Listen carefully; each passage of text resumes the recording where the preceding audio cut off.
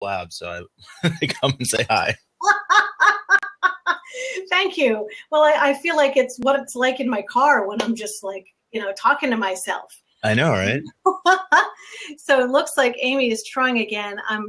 We tested this for her, and I don't know why she's having so many problems. But what is it that you do? What brought you to this blab here today? I love the topic. I do business coaching and really is around the mindset side. I think that's where I know I held myself back the most and where I see a lot of business owners struggling. And so the topic really caught my attention. And feel free to kick me out whenever Amy gets on with you. I don't know. It might not, this whole interview might be about you, So where is it? Where do you do your business coaching? Out of my house. I'm in Pennsylvania. I think you mentioned Pennsylvania. I'm in Pennsylvania, northeast corner of Lancaster County. So I'm not sure how far that is from you. I'm in Wayne, Pennsylvania, not far from King of Prussia. Okay, so we're probably 45 minutes away. So what town are you in? Like near Lancaster, Reading area. Okay, yeah, I know the area. We drive through there on our way, probably I think to State College to visit our kids. Yeah, a lot closer to you than to State College, but I do a lot of my coaching on the phone, so I've got clients all over the place. I've got a couple locally, but I work out of the house and live on the internet. Yeah, I do too. Although we have a brick and mortar, we have an office in our town, and luckily it's a town that's pretty insulated from the economy in the sense that there's, the markets might be going down and it might not affect people as much. It's a pretty wealthy area. And so I live amongst that, which is great, so that people can afford my services. Well, what made you get into coaching? Just my own personal journey. I struggled in business. I struggled with depression for most of my life. And as I was finally able to start figuring it out, when I would talk about that journey of figuring it out, people were much more interested in that than they were in the IT business that I started in. So I just made that pivot full time. Good for you. How long have you been doing it? I sold my IT business in February of last year. So it's been a little over a year full time. And I had started my podcast at the end of 2014. So about a year and a half now. Wow. So that people know who you are, what's the name of your podcast? Be, Build, Have. What? Be, Build, Have. Be, Build, Have. Well, that's pretty clear. Yeah. You have a lot in common with my husband. He was in IT for 23 years, mainframes, working with a government agency. And we got married and he said, I've always wanted to do this. Let me take that giant leap. And so now there's two of us doing this. So it's fascinating how 10 years ago we couldn't do a business on the internet. So what was the biggest thing that you learned when you were going through all of what you went through? Man, that it was all in my head, I guess. And what that has looked like has changed a lot. I think early on, I thought it was self-confidence. I appeared confident. Everybody would tell me that I seemed confident, but I never felt it. And so the first major revelation was kind of realizing that I'm okay no matter what. And then more recently, and this probably is why I was attracted to this message about being positive when life throws you curveballs, is that I'm coming to realize how kind of attached to the outcome I still am. And that's my struggle right now, is to separate from the results, not need people to come through for me, not feel like it's my job to come through for them. And that a lot of times feels like positivity or negativity, but I'm finding that it's a little more subtle than that. So what about you? How do you come into this, Wendy? Oh, well, this isn't about me. Oh, this it's not? You. So let me just ask you, when you're attached to the outcome, you're kind of giving your clients your power, aren't you? Well, let me put it in a different way. When you're attached, how do you know that you're attached to the outcome? Well, I guess it's probably only recently that I'm realizing what that does look like. But it's so throughout this process, it's been my tendency to be like a fixer and want to fix people's problems versus understanding them. It's feeling like if people don't show up for me, if they're late, if they cancel calls, if they don't value my time, that's a personal attack. Feeling like, a podcast probably a great exercise for somebody who's attached to the results, because for the first year it was just obsessing over those numbers, and are my downloads increasing, and is my audience increasing, and why isn't anybody signing up for my offers, and that kind of thing. But the theme overall, I think, is just this. I grew up in an environment where I had to come through for people and learned that that's how relationships worked. And so now, this late in my life at 42 years old, having to relearn that that's not really the case. But what does a healthy relationship look like? How do I serve somebody? And what's that balance between giving and receiving value? Okay, that's a good point. I think it's normal for us to get stuck in the numbers. How many people are watching? How many conversions did I get? How many people are buying my book, even though I'm only, I'm offering it for $7.95. Why aren't people buying it? What's wrong with me? What am I doing wrong? And those are totally normal.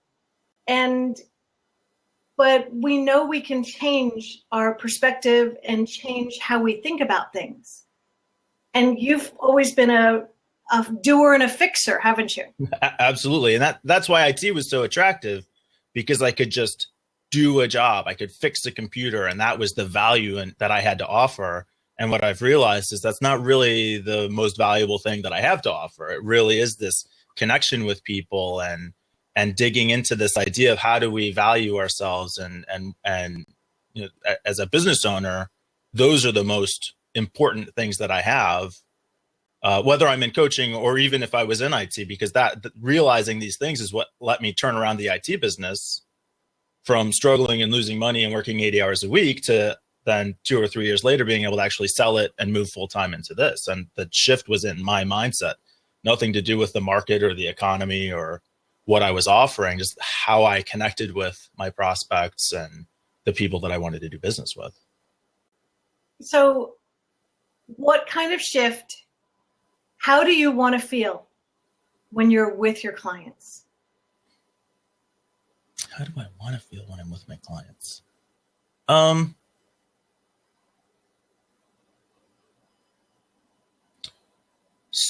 So that's when I'm with my clients is when I feel most energized. Oh, there we go. Did we get Amy? Hey. Hi, Amy. Welcome. I was keeping it warm for you. Thank you for helping. I'm having technology issues. Well, actually, Mike, why don't we private message privately so that, because I would love to have you on a blab. Would you be willing to do that? That would be awesome. I love this format. Absolutely.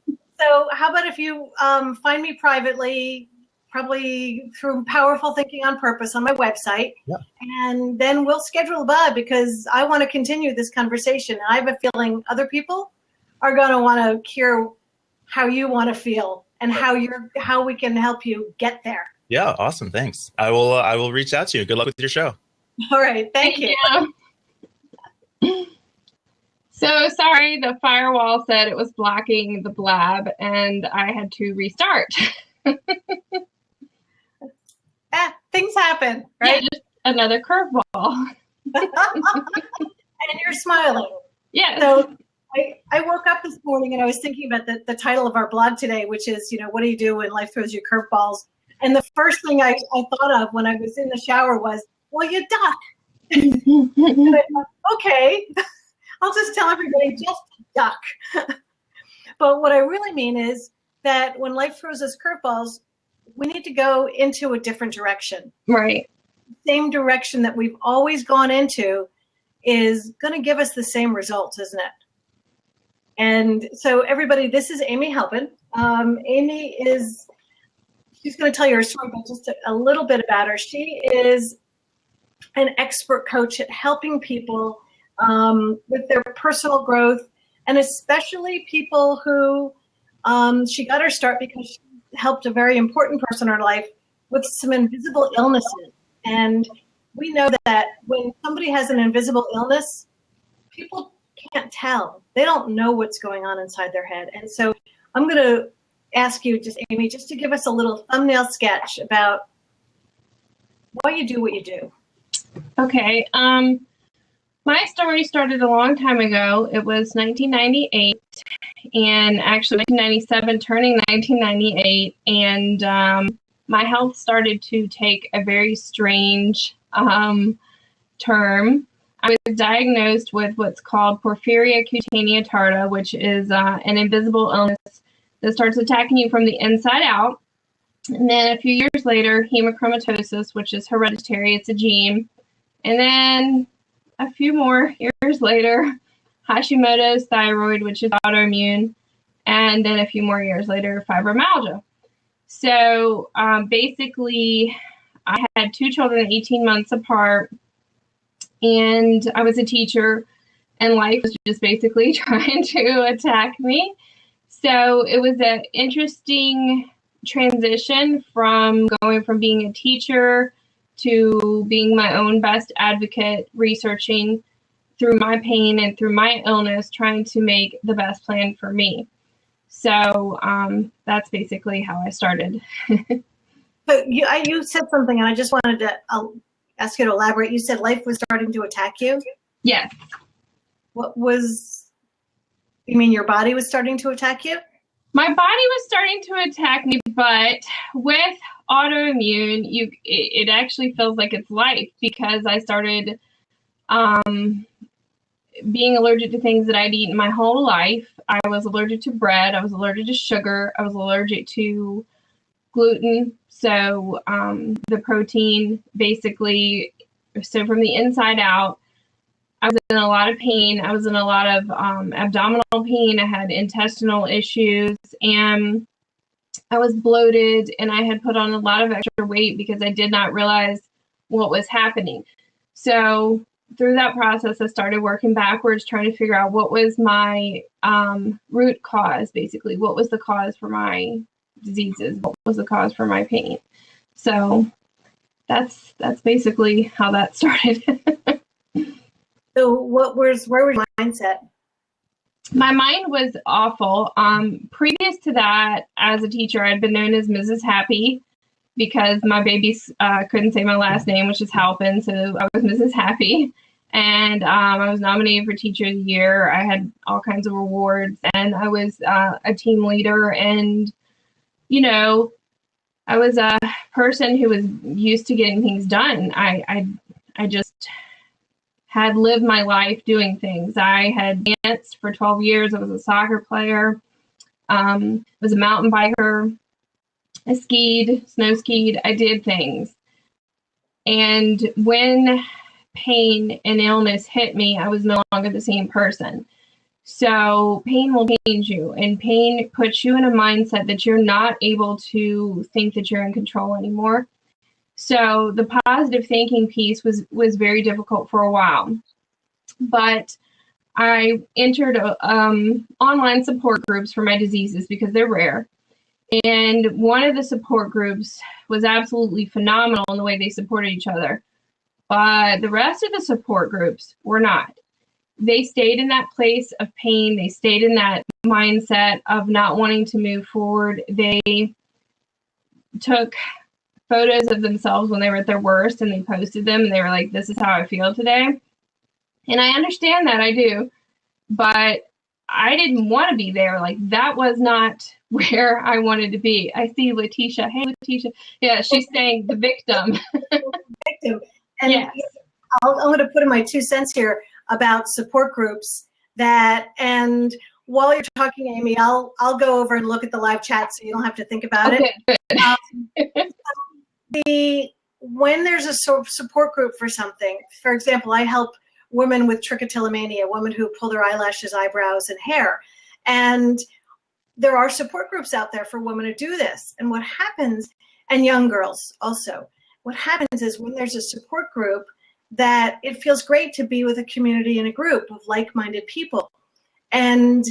But it actually undermines at times somebody's ability to heal, because in their mind, well, gosh, if I'm no longer pulling my hair or my eyelashes or my eyebrows, then I can't be a part of this group. Right. And it creates that underlying second again for holding on to that old behavior or holding on to those feelings of illness. Mm-hmm. And that it's, and Letitia says, yes, but they get to support others. And if the support group is set up in a way that they can still be a part of it and support others, but not all support groups are set up that. Exactly. Because when you move forward, they're kind of angry. Well, she's not in her pajamas all day. She's not in pain all day. She's not one of us anymore. Right. And, but good for you. You got into a good place, into a good support group, right? That gave you what you needed. Yes. So what was it you needed to get over this? Well, when you're dealing with immense pain and porphyria, let me just go ahead and explain what porphyria is. It's actually photosensitivity to light. It is the vampire lore, the myth behind that. So with my porphyria and hemochromatosis, I have pints of blood taken for the rest of my life. So there is no cure.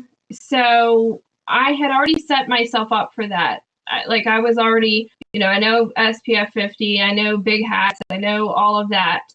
So then when the mindset came on again that I had to learn a new way of living yet again with autoimmune, I was pissed off. I was mad.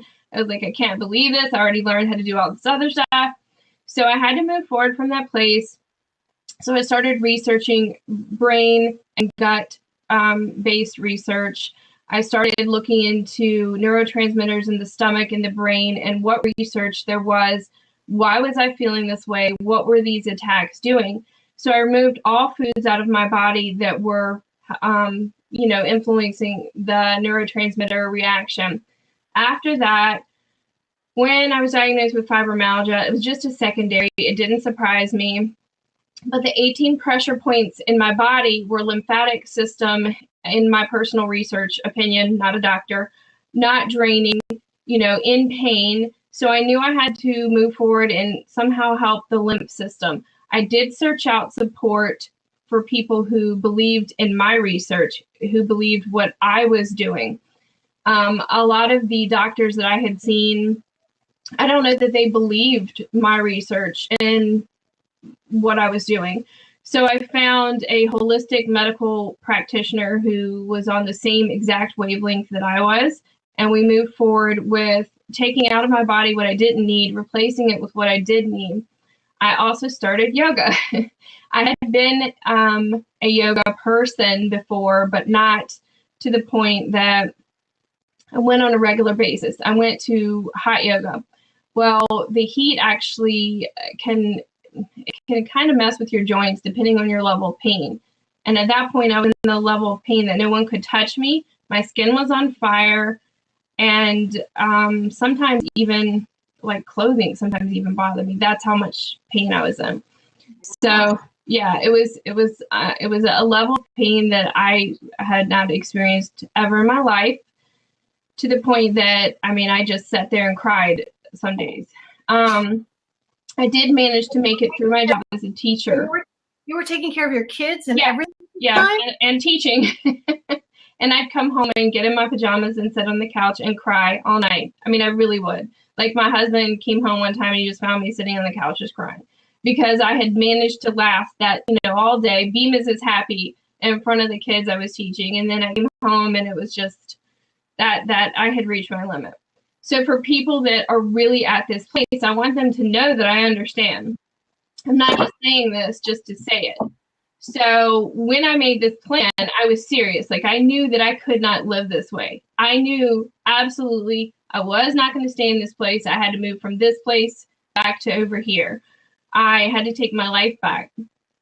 So I did start yoga, and that was one of the hardest things I have ever had to do. So when I say you need to do something, I'm not saying it, just to say it. I went through it. So starting restorative yoga, and that was just gentle yoga. Then I went through, and after my gentle yoga, I was like, okay, I've got to take this up just a notch. a friend approached me and said, Amy, you need to take yoga teacher training. I said, you have lost your mind. You're crazy. I could not even hold my weight up because my wrist joints were so bad. So when I started yoga teacher training last year, in February of last year, I had to take lots of breaks. In down dog, I had to put my knees down. And I think my classmates, they were super supportive, but I think that it was like, wow, is she going to make it? Is she going to drop out? I mean, I don't know. They would never say that to me. When you were doing it, how did you feel every time you went? I was in immense pain, but I am not a quitter. So I thought, if I can just get through this. I mean, it was unbelievable the amount of deterioration that I had gone through in 3 years when I used to take yoga to where I was. Plus, it's not funny, but I'm a short person anyway. So I'd already gone to the chiropractor and he'd already said I was shrinking a little bit. So I was like, I'm not going to let fibromyalgia keep me from living my life, hunched over, not able to move. My hip had gone out. My shoulder had gone out. My knee, it was just like immense pain. So I said basically some cuss words that I won't utter on here, but I said, I'm going to move forward. I'm going to do this. So I asked my husband, I was like, look, this is a huge commitment. I was like, you make me go. Don't let me tell you that I don't feel like it.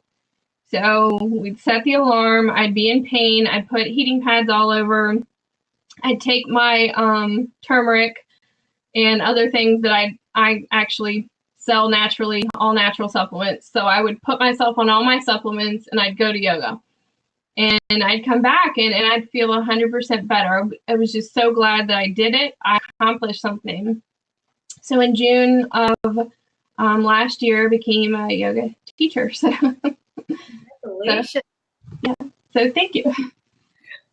What a story. So when you think about the illnesses that you have, and you're getting a lot of props, see those little bubble things coming up? Oops. Hi, everybody. I don't know what this is. They're clapping their hands. I'm doing that because you're an amazing person. And when you think about what's going on with you now, how do you keep yourself optimistic? How do you shift those thoughts and feelings so that you don't get yourself stuck in a cycle of depression? Right. Because it was very easy to do that. And so one of the people that I met in my support group said, through my blog, theburnedhand.com, even from the beginning. Now, there's some dark posts, I'm not going to lie. I mean, as a writer, I write about everything. I wrote how I felt. And in the beginning, you can read some of those posts and you can see I'm totally in a different state of mind. But I did always decide to end with a quote that was positive because I knew that I wanted to move forward. And as an English major, love of Tolkien, the burned hand teaches best is J.R.R. Tolkien quote. So I knew when I picked my blog name that I wanted to teach others, how to move forward from this place. So I always knew that I was going to give them the life story, give them the bad, because I'm not going to hide that, but then in with the positive and then in with how we can move forward. Because I just always have felt like it's very important to not stay in that place. So this morning I was working on a post called What Happy People Do, basically, things that they do to move forward. And one of the things that I can advise people to do is to meditate, to go to yoga, to step outside your comfort zone, to get supportive people in your circle. That is so important. So if you have people in your circle who are just like not lifting you up and they're tearing you down or they're draining you, it might be wise to throw that net a little bit bigger and find those people who are going to lift you up, you know? So the buddy system worked well for me, especially when I said, look, just check on me, make sure that I'm okay, you know, make sure I'm out of the house today. I've put on some real clothes. Maybe I've gone to the store. So these are things that, you know, you need. You need a friend who's going to say, you know, what have you done for yourself this week? You know, what positive things have you done? And my biggest, hugest piece of advice, even in working with clients and girlfriends, I call my sisters my girlfriends, is journaling. You have got to write how you feel, and you've got to get clear on how you're feeling and then move past that. You have to declutter your feelings around that fear. You have to name that fear, and you have to be your own best advocate. So one of my girlfriends that I'm working with right now, I'm so super proud of her because she is doing this journal that I helped her set up. And she's named her fear, she's named what she's afraid of, and she's moving past that. And that's true in anything. If you're trying to lose weight, if you're trying to create a better life for yourself, if you're in pain, if you want a new job, you know, whatever it is that you want for yourself, just get clear on what you want. Because I know for a fact that if you're sitting there in pain, that is not what you want. That is not the feeling you want. You know, you don't want that. No, you don't. And so this might be a good time to invite anybody who's listening and who's part of our blab. If you want to come in, if you have something that you want Amy to help you to move past that fear, you know, come in and call in and join us. So do you help people just with more of the physical issues, or could I come and see you and say, okay, I have a fear that my internet program is never going to make it? Well, or do you don't bother with people like me? No. The way that, okay, I just started I have like so many, I feel like I have too many programs maybe, but the way that I do it is this. I have, of course, my local yoga programs and my workshops here. I have my 4 weeks to wellness course, which is under Work With Me. I also have what I call Vitalize You Wellness, which is my holistic wellness business. Vitalize You Wellness personal profile service, and it is on the Burn Hand under Work With Me. So I don't know if anybody wants to know the Burn Hand. I'm going to put that up there. So there's a question. There's a question in the question box. Okay. From Letitia Ray. Did I pronounce that correctly? And how old are your kids, and how do you balance your programs and your kids? Letitia? She says Letitia. Yeah. Okay. Your kids, and how do you balance? And so she's actually there's the question. Can you answer? Yes. So my children now are, I don't even want to say this because it's going to make me sad, 13 and 14, about to be 15. So we're doing a million things. We have soccer, we have band, and I have a high schooler now, which is scary. And how old are you? I'm not going to tell you. Oh, come on. I am now 41. No. Oh, my yeah. gosh. Wow. Yeah. I know, a lot of people are like, what? So, yeah, so it's difficult when you get those teenage years because you're like, yeah, there's a lot going on here. So how I balance it. So what I'm doing yoga. I'm doing my ladies workshops, especially with the sisterhood near me. I met a fabulous person who does meditation. So we weave that in our workshops. One of the new things that I'm doing, because I've been asked to public speak, which is a fear, but I'm going to get over it, is I'm doing workshops on journaling and how to journal through your fears. So that's under Work With Me now. So I'm going to be teaching a workshop on chair yoga as well, because I'm certified in yoga through pain and arthritis. Is this how you balance things? Well, so I do all of this, but then it sounds like a lot. At night, my husband, who is wonderful, he will take the children to different soccer. He'll take one to band. And then for me, I just have this sisterhood of people who are amazing and they help me. So if I needed something, I would say, hey, can you help, take such and such. So what basically happens is I just put it all out there on the calendar, no matter what it is. And I'm like, okay, we need to get this done. And of course, I'm very, very, very blessed because I have my parents here. If I didn't have help, I don't know how I would be able to balance all this. But with the help of my husband, you know, I'm able to get a lot of this done. With my kids being older as well, with them not being, you know, like 2 years old, that would be difficult. Yes. Okay. I'm going to tell you. Okay. Letitia. I hope I said it right this time. My girlfriends are single moms. I have a lot of single mom girlfriends. We have the coolest network. They have gone through so much in the last 3 years, divorce, other things. One of them has no family here, so I understand, you know, her parents have passed away and her brother and sister live in a different place. So what we did, we do something called Sister Circle.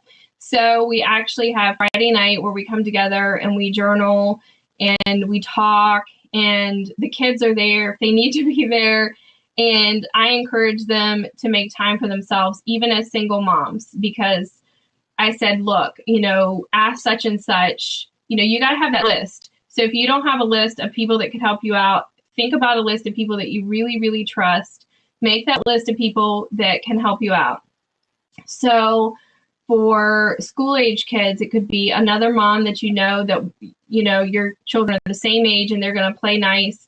You know, say, hey, can such and such spend the night tonight? I really need time alone, because that's very important. And especially for yoga, if you can do swapping, free babysitting, say, hey, girlfriend, I need to go to this yoga class. Can you watch my kids? And if you need to do something, I'll watch your kids. Just swap. Do everything for free. So I hope that helps a little bit. Perfect way. So I found that even when I was married, because my husband wasn't very involved in the kids, I had to do those swaps. Mm-hmm. But I think the most important way for us to balance, and there's never, ever a real balance. It's never 50-50 between children and, you know, between family and work. Right. It's always a moving balance. It's a moving target all the time. But having, taking care of ourselves I'm finding is the number one thing that most people don't bother to do. And right. that taking time for yourself doesn't mean you have to take 5 hours and go to a spa.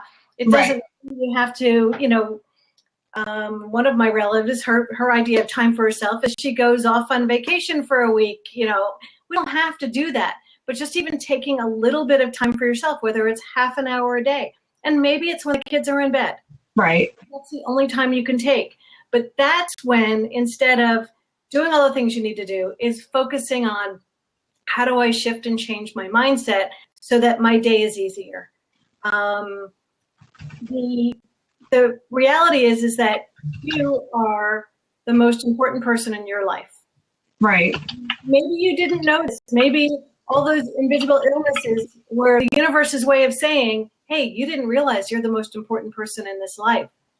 And I guarantee you're the most important because, you know, we may be married numbers of times or just once or not at all, but you, I guarantee, are the only person that you are guaranteed to wake up with yourself in the morning. Right. And to bed with yourself, and you damn well better like yourself. Yeah. Because if you don't like yourself, then the reality is that that's the energy you're going to be putting out, and nobody else is going to like you. Right. And it's such a simple concept, but the airlines, I think, got it. Because, you know, when you're flying in a plane and they say, well, if there's no oxygen here in the cabin, put the mask on your face first, right? Then you take care of your kids. And that's how we need to do it. Now, my friend who goes on vacation to the Caribbean, because that's her way of doing it, and she leaves her kids with people they don't like, I do my best not to be judgmental, but sometimes it doesn't work. I feel like, you know, maybe that is what she needs. Maybe it is. But it doesn't have to be that extreme. Right. Now, I'm going to piggyback on that because I got my passport for the first time in like 20 years. So there's a lot of mom guilt as well. So I asked my husband, obviously, before I did this, I was like, look, my girlfriend is going on this cruise to the Dominican Republic. She is actually a travel person with the cruise line. So she got it free. So I'm her plus one. So I was super excited because it was also an impact mission. So sometimes things come up and you're like, am I supposed to do this, or is this just one opportunity? So sometimes the mom guilt, you're so caught up in thinking about how you're going to handle things that you don't say yes. But if it comes up and in your mind, it's a, hell yes, I need to do this for myself, you need to make it happen too. So sometimes you just say yes, and then the pieces will hopefully fall into place for you, because that's Where's your guilt right now? My guilt was still pretty high because this is awful. I'm going to say this on live. It's going to be the week of my daughter's birthday, but we do a huge family thing previous to the week of her birthday. And we take time every single year. We do this for both children. We go off the grid. We have no technology, and that's how we actually celebrate their birthday weeks. One's in the fall and one's in the spring, and the one in the spring is, of course, usually in spring break. So none of her friends were going to be here. We were going to do a big party, and then she's like, no, this is fine. I want to do our family thing again. And then I made sure that she was okay, and she's like, yes, I'm totally fine with you going, Mom. You deserve to go. And so it's just really empowering when your children, understand that you need that time too. And so she's excited. Okay, so my question to you is, where's the guilt right now on a scale of 0 to 10? 10 is, it's pretty high. 0 is, I feel fine. It's still there. I would love to tell you it's 0, but it's probably a 2. Okay, so a 2. And how do you know it's not higher? I don't really know that it's not a little bit higher, but I think as it comes down to it, it's going to get lower, because I know what I'm doing there is important.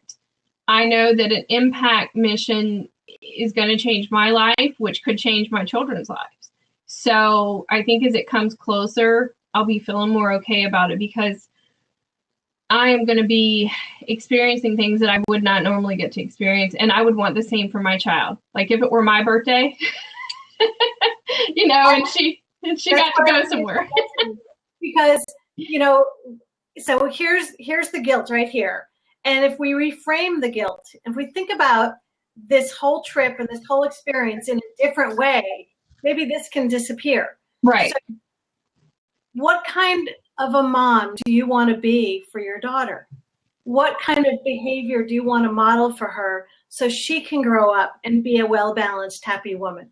Right. And I want to be the role model that doesn't. So if you aren't the role model that doesn't, she'll end up feeling guilty. Right. So now do you feel you have to go? I want to be the person that my daughter just knows, this is how I phrase it with some of my girlfriends. You are a mom, yes. You are a wife, yes. You might be whatever your profession is, yes. But you're also yourself. And in order to stay true to yourself and who you really are, you have to do the things that light your fire, that feel authentic to you, that basically realigns you to your mission and why you're here. So if I didn't do this, I would not be true to myself, because this is part of the things that just makes me who I am. And I definitely want to write about it. And by writing about what I'm going to experience, and I already know a little piece about it, there's a group of women entrepreneurs that formed this really cool group there. And I'm going to go investigate what they do with organic cocoa and chocolate, which of course everyone loves chocolate. But I'm going to get to write about this group of women who came together to form something. And it's just so important for me to be able to share that with other people. So what message are you giving to your daughter about going?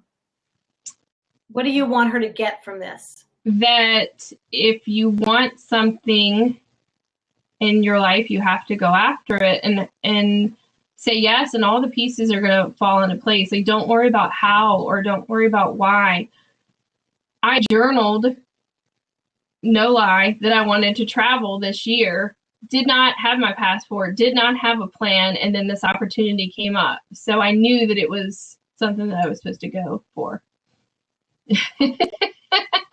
Awesome. Well, it's almost, oh my gosh, we've been on the blab for almost 45 minutes. Sorry. So I promise, it's not you. I promise to keep our blabs short so that, you know, Amy, would you be willing to come back again? Sure. And this time I will fix my firewall first.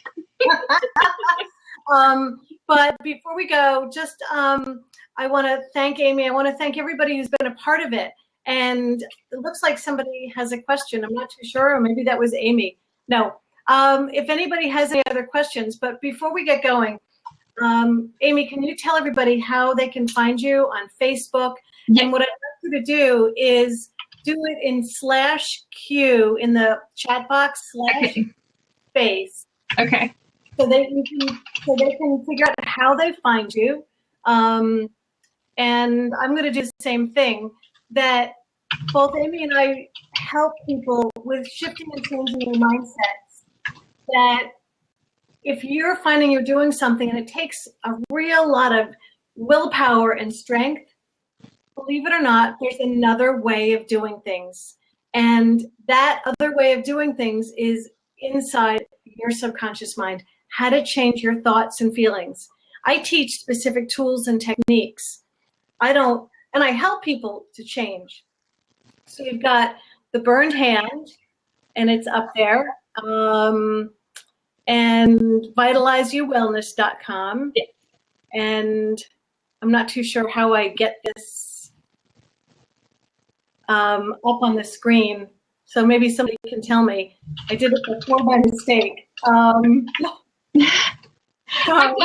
glad that we're both kind of figuring out this, because it's like, I love this blab though. It's really cool. There it is. I have to answer the question. Oh my gosh. This is only my sixth blab. You'd think I'd be an expert by now, but the arrow thing. That's cute. So I'm on Facebook. I'm on Powerful Thinking on Purpose. I can't believe I forgot that. Powerful Thinking on Purpose on Facebook. And that's also my website. And so please, subscribe to me on Blab. If there's something that you've used powerful thinking and positive thinking to change your life to move forward, and I would love to have you join me here on Blab so we can share this with other people. And so let's give Amy a big hand and give her lots of little hands. Thank you. Look, I'm going to play this. Look, I'm going to give you a hand too, because this has been fun. And thank you, everybody who's been here. And go find Amy. Go make friends with her on Facebook. Go find me and start to expand the people in your life for people who are going to help you move forward instead of dragging you down. And thanks again. Have a great day. Thank